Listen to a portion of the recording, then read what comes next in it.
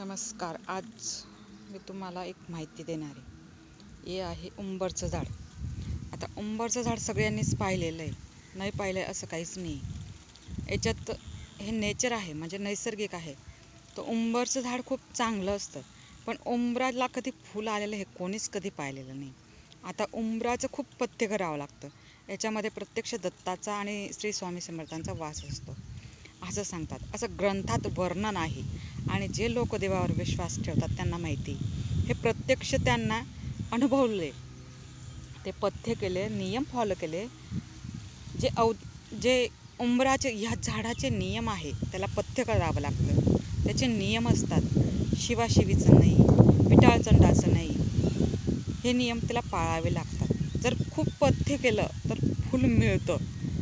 आमच्या गावात एका व्यक्तीला त्याच्या आईने खूप सेवा केली होती. तर तो अचानक दुपारी जेवणाला आला, तर त्याला उंबराचं फूल दिसलं होतं. तर त्याने ते तोडून घरात ठेवलं आणि जपून ठेवलं. तर त्याच्या आईने जे घेतलेले कष्ट ते मुलाला लाभ झाला. त्यामुळे उंबर हे खूप चांगलं असतं असं मानतात. आमच्या इथे हे म्हणजे नॅचरली आलेलं आहे, पक्ष्यांच्या मार्फत आलेलं आहे ते. तर त्याचं ते उतरलं, उगवलं आणि खूप छान बहरतं आहे. आता मोठंही होईल कदाचित हळूहळू.